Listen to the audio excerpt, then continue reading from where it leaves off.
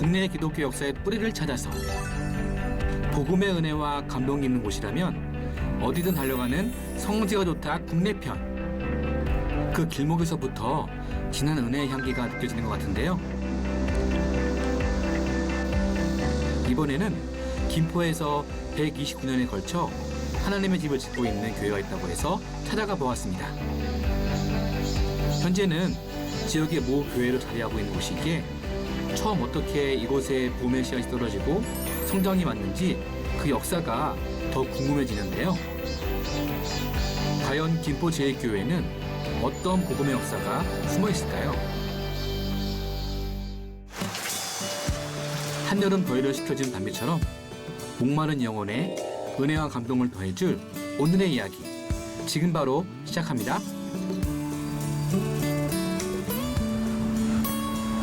교수님, 진짜 우리 한국 기독교에 있어서 언더우드 선교사님과 아펜젤라 선교사님은 참 고마워해야 할 분인 것 같아요.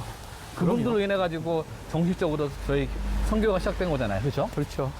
또 뭐 그 시대에 어쨌든 알지도 못하는 나라, 예. 뭐 선생님 은둔국이었잖아요, 사실상. 근데 그 은둔국을 찾아오는 젊은이들, 사실 20대 청년들이잖아요. 그러니까요. 그 젊은이들이 여기까지 온다는 것이 정말 그 하나님의 부르심이라고 하는 강력한 메시지가 아니었다면 예. 과연 그 사람들이 여기를 왜 와야 되고 그렇죠, 그렇죠. 올 이유가 없잖아요. 사실은 뭐 다 아펜젤라도 그랬고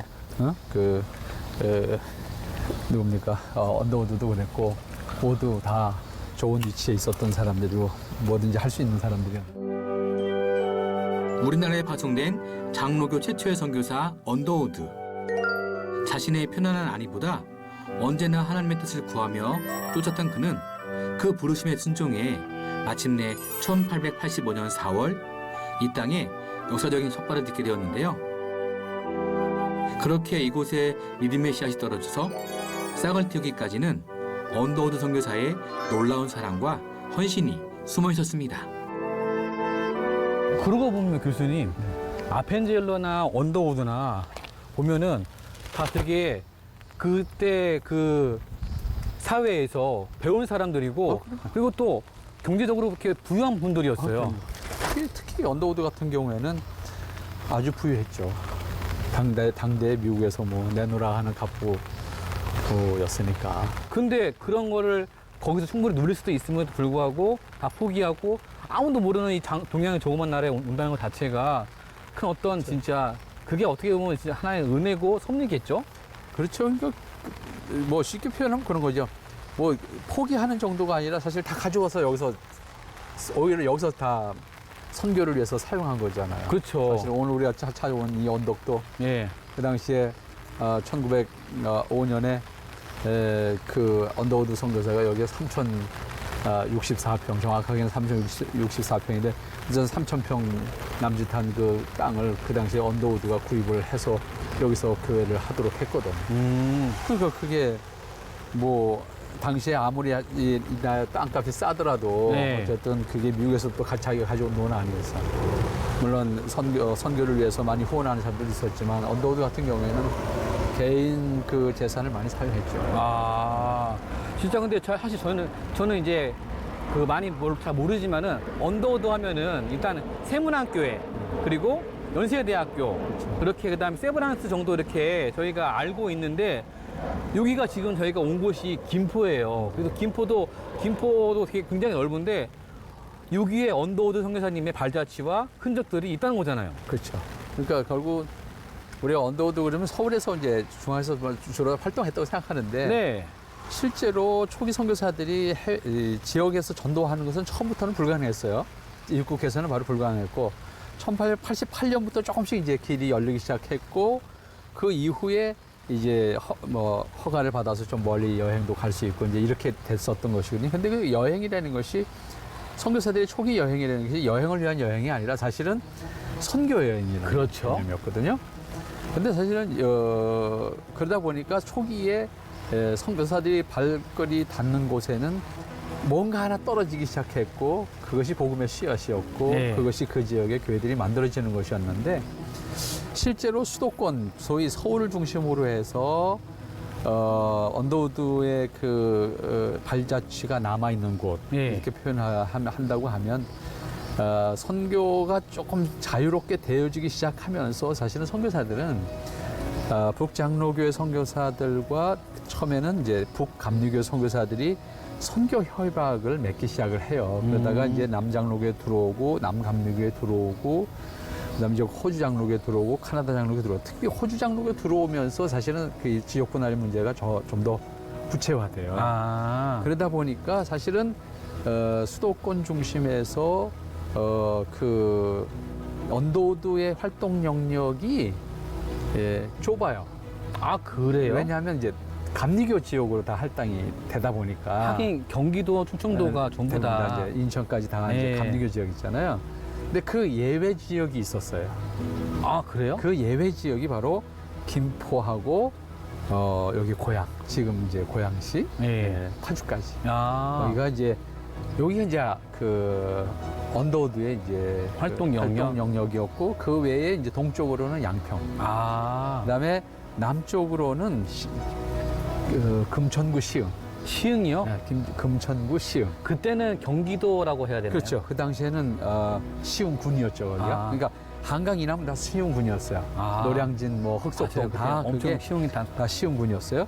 그러니까 그 시흥, 금천구 시흥하고 그다음에 지금 광명. 아, 거기까지가 그나마 언더우드의 활동 영역이었어요. 언더우드의 활동 영역이라고 하면 곧 북장로교회 활동 영역이라고 볼 수 그렇죠. 있겠죠? 그렇죠. 아. 그래서 그 지역에 교회들이 세워져요. 언더우드에 의해서 세워진 교회들이 바로 그 지역에 있어요. 저 양평하고 고양하고 파주하고 그다음에 여기 김포 그다음에 금천구 그다음에 광명시. 국내 선교 활동에 지하게 줄어들면서 전도 여행을 통해 은혜의 영역을 끊임없이 넓혀간 언더우드 선교사. 그는 이 땅 구석구석까지 복음의 빛이 전해질 수 있도록 말씀을 증거하며 수많은 교회를 세워갔습니다. 언더우드 선교사의 활동 영역에 속했던 김포 제일교회도 그의 도움을 통해 더욱 크게 성장해 갈 수 있었는데요. 이처럼 그의 발걸음이 닿았던 곳은 지금까지도 그 자리마다 믿음의 열매들이 굳건하게 자리를 지키고 있었습니다.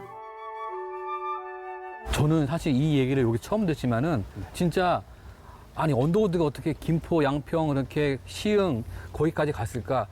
거기에 대해서는 저희가 배우지 못하기 때문에 알지 못했거든요. 그거는 이제 뭐 사실은 이제 처음에는 여러 가지 동기에 의해서 복음이 전해지지만 사실 여기 김포 제일교회가 세워지는 당시에 이제 김포 읍교회인데 읍교회가 세워지는 것도 사실은 언더우드가 여기까지 와서 처음부터 복음을 전해서 여기서 교회가 세워진 건 아니고. 아, 그래요?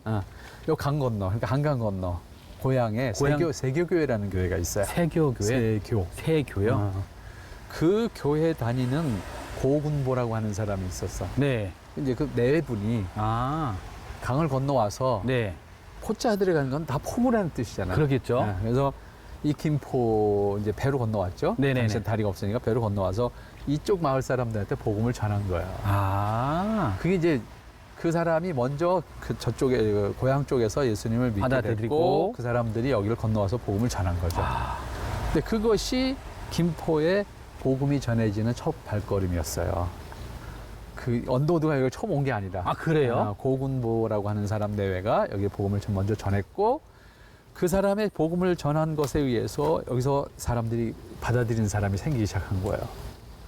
요쪽 사람의 이제 2명, 그다음에 후폴이라는 곳에 4명, 그래서 6명이 예수님을 믿게 된 젊은 사람들이었어요. 다. 이 사람들이 예수님을 믿게 된 다음에 가르치고 예배 드릴 수 있는 데가 없잖아요. 그렇죠, 그냥. 복음은 받아들였는데 이제 예수님을 믿는 신앙을 표현할 수 있는 예배를 하고 또 그다음에 양육을 받을 수 있는 기회가 없잖아요. 그러니까 이 6사람이 예.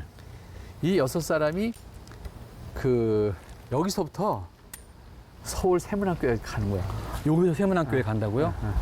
얼마나 걸렸겠어요? 그 당시에는 뭐 차가 있었던 것도 아닐 거고 걸어가는 거죠. 결국은 걸어서 갔을 텐데 완전 걸어가는 건데 그 걸어가는 게 여기서부터 세문학까지 가려면 1시간, 2시간 걸어서 되는 게 아니잖아요. 이게. 그렇죠. 그러니까 주일날 예배를 지키기 위해서 새벽 2시에 출발하는 거예요. 그래서. 그래야지만 겨우 이제 11시에 나 예배 도착할 수 있으니까. 도착할 수 있으니까. 6시에 여기 2시에 떠나서 거기 겨우 그 예배 시간 맞춰서 겨우 들어가는 거야. 그 예배를 드리고 나서 또 다시 걸어서 또 오후 그다음 밤새 또 걸어서 돌아오는 거야. 그 신앙을 한 거예요. 그렇게 신앙을 하니까 이거는 아니다. 그래서 결국은 여기서 예배를 드릴 수 있는 초소가 이제 만들어지게 됐죠. 그래서 여기서 사실은 여기는 두 번째 장소예요. 두 번째 장소인데 지금 이 장소는 그러다 보니까 언더우드가 너무 이게 귀한 거야. 그렇죠. 그러니까 언더우드가 여기다가 땅을 3,000평을 산 거야. 사가지고 여기다가 교회를 지어 여기다 예배를 드려라. 그래서 처음에 여기다 이제 예배 초소를 만들어서 이제 1905년부터 이제 예배를 드리기 시작했죠. 그것이 이제 여기 지금 당시에 김포읍교회 이제 출발하게 되는 이제 동기가 됐던 거죠. 최소 8시간 이상의 거리를 매주 믿음으로 걸었던 성도들. 김포에서 세문안 교회까지 찾아오는 그 열심을 언더우드 선교사는 모른 척 할 수 없었습니다. 이곳에 무려 3,000평이 넘는 대지를 매입해 김포 지역의 성도들에게 새로운 복음의 서전을 마련해 줌으로써 복음화의 기반을 닦아나갈 수 있도록 도왔는데요.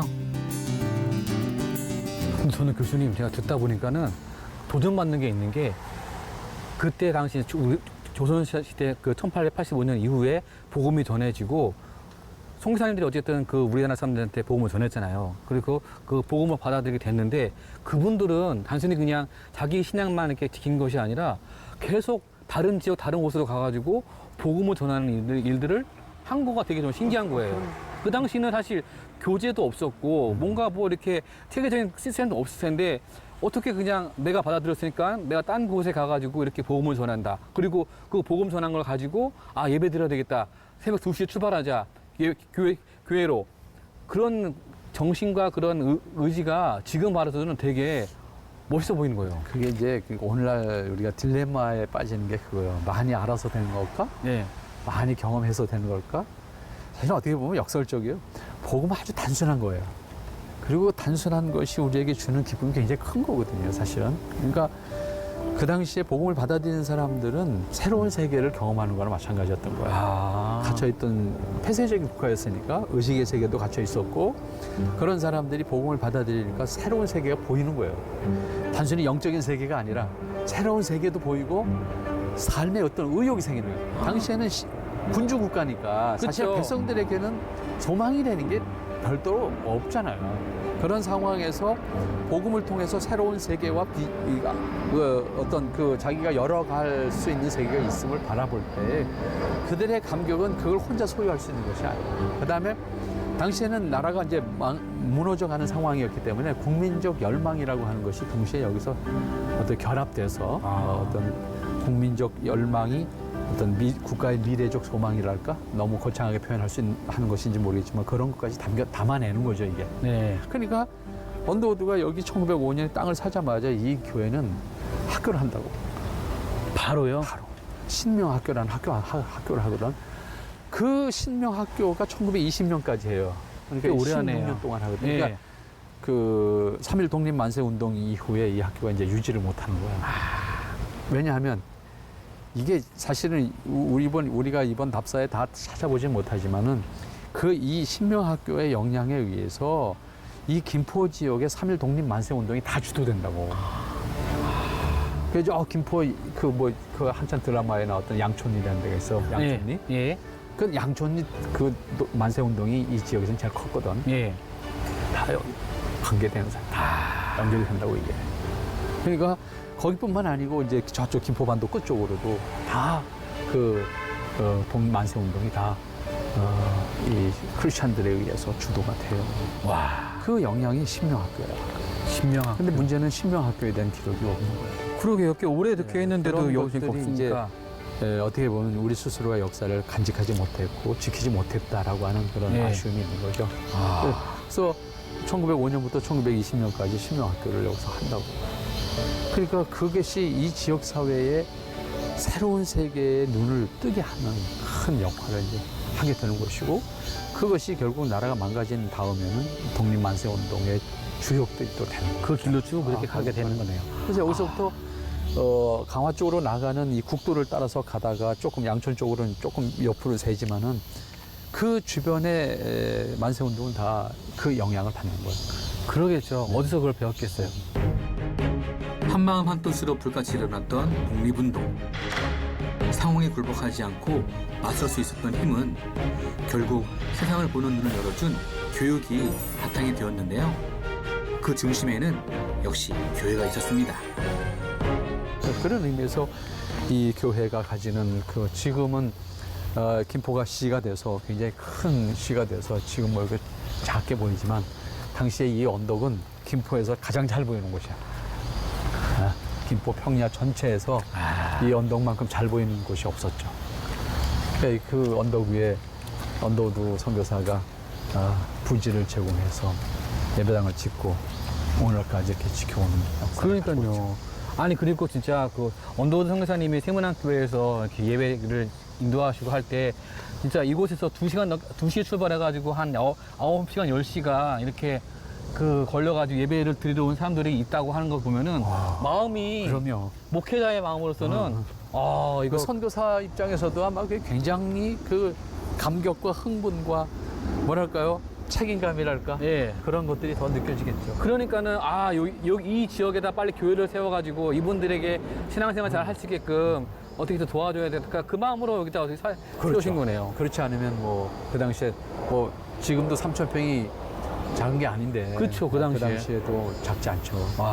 땅을 마련해서 예배당을 짓고 이 지역 그러니까 이 김포반도 저 끝에까지 강화도 입구까지의 모든 교회는 여기서부터 출발한다고 생각합니다. 영향을 받았어요. 김포의 모 교회라고 할 수 있는 곳이 바로 이 교회네요. 그리고 그 첫 시작에는 언더우드 선교사님과 그것을 가능하게 했던 그 성도들의 열심과 그런 예배에 대한 뜨거움이 사모함이 있었기 때문에 여기 있지 않을까. 그리고 신명학교도 대단한데요. 그렇죠. 그게 이제 좀 역사적으로 좀 더 밝혀져서 뭔가 기록을 좀 끄집어낼 수 있으면 좋은데 아직까지는 그런 게 없어서 아쉽긴 한데 네. 단단한 기록들밖에 없으니까요. 근데 그게 굉장히 그러니까 아무것도 없었던 시대에 가장 기초적인 교육일지라도 그 교육은 그 사람을 그 사람의 인격과 가치관을 형성시키는데 결정적이거든요. 그러네요. 그렇기 때문에 교육은 일단 아주 중요하죠.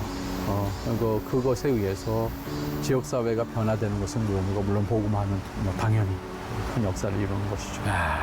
참 너무 감사한 일이고, 그리고 또 여기 보니까는 이렇게 여기 보니까 지금 2014년 기준으로 해가지고 그 120전이면은 지금으로 봐서는 이제 한 129주년, 130주년 가까이 그렇게 된 거네요. 기념비네. 130주년 거의 됐죠. 하긴 언더우드가 같이 사역했던 교회면은 진짜 거의 초창기네요. 여기 시작 자체는 1894년이니까요. 시작이. 예. 그런데 초기의 부흥의 역사가 어느 정도였냐면, 네. 그러니까 1894년에 시작해서 6명이 처음 이제 모여서 예배를 드렸지만 3년 후. 그러니까 여기에 터를 잡고 예배당을 조그맣게 짓고 이렇게 해서 시작해서 3년 후에 여기 300명이 모인다고.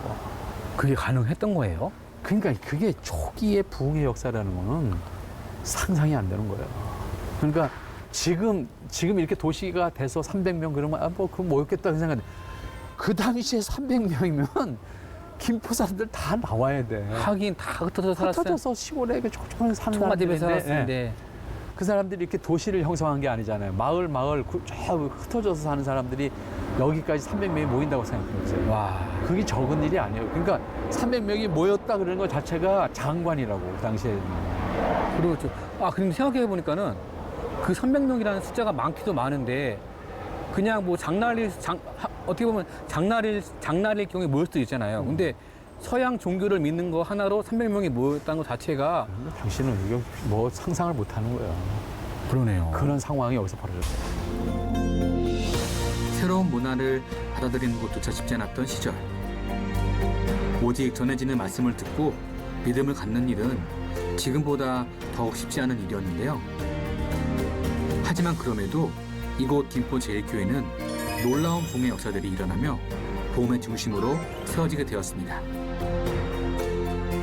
300명이 모였다고 하게 되면 이 나라에서라든지 좀 관가에서도 그렇게 좋게 보지만 않았을 것 그러니까 같아요. 뭐 이 옆에서 뒤에서 뭐 손가락질하는 사람들도 있고 그렇죠. 승순하면서. 뭐 대부분 뭐 그러죠. 서양 귀신한테 미친 사람들이라고 그랬죠. 당시에는 네. 서양 귀신한테 미친 사람들이라고 그랬는데 한편으로는 대단히 염려스러운 부분도 있는 거죠. 야 이러다가 뭐 저 사람들 뭐 하는 거. 그렇죠. 실제로 기독교 초기 역사에 로마가 그랬잖아요. 맞아요. 로마가 박해를 할 때 기독교인들이 떼거지로 모이니까 못 모이게 하려고. 그게 이제 로마 입장에서는 굉장히 두려운 존재였죠. 와. 그 당시에 뭐 우리나라 정부는 사실은 폐쇄적인 면에서 이제 문을 열기 시작하는 상황에서 여러 가지 염려가 있었겠죠. 그러나 300명이 이 자리에 모였다는 건 쉬운 일이 아니죠. 그러니까요. 쉬운 일이 아니죠. 와. 사실 저는 김포는 그 기독교 성지와는 전혀 관련이 없고 관계가 없고 뭐 그렇게 접촉점이 없다고 생각했었는데 교수님 말씀 듣고 보니까는 초기에 어마어마한 부흥의 어떤 시초가 있었고 시작이 있었던 것이 여기네요. 근데 이제 그게 또 잘 그럴 수 있었던 이유가 뭐냐면 실제로 마포나루에서부터 인천 제물포까지의 백길이 네. 한강이잖아요. 아. 그래서 한강 그러니까 이 김포나 그다음에 고향도 마찬가지예요. 물론 고향은 이제 임진강을 따고 들어가서 이제 문산까지 가는 길이 또 있고, 근데 고향은 사실은 걸어서 가는 길이 있었어요. 그쵸, 그쵸. 그 길이 큰 길이 있었고. 네. 근데 나머지는 큰 길이 아니었거든. 여기는요? 그러니까 다 백길이에요. 아, 배로. 그러니까 포구를 통해서 사람들이 접근하는 게 가장 쉬웠어요. 그래서 고향이나 여기 김포는 포구 근처다. 대부분의 교회가. 아. 그러니까 제일 가까운 게 마포나루에서 제일 가까운 교회가 행주산성 행주교회예요. 현지교회요? 그 교회가 이쪽에서 제일 먼저 세워진 교회라고. 그 행주교회에서 고향시 안으로 이렇게 들어간다고. 점점. 그럼요. 어쨌든 시작은 포구. 아. 그 행주교회라는 교회가 있어요, 지금. 그 행주대교 건너면 바로 오른쪽에 있다고. 네. 그 교회가 이쪽 라인에서는 제일 오래된 교회. 아. 언더우드. 언더우드가 생긴 거야? 세운 교회. 거기 행주나루가 있었어. 바로 행주나루터에서 세운 교회.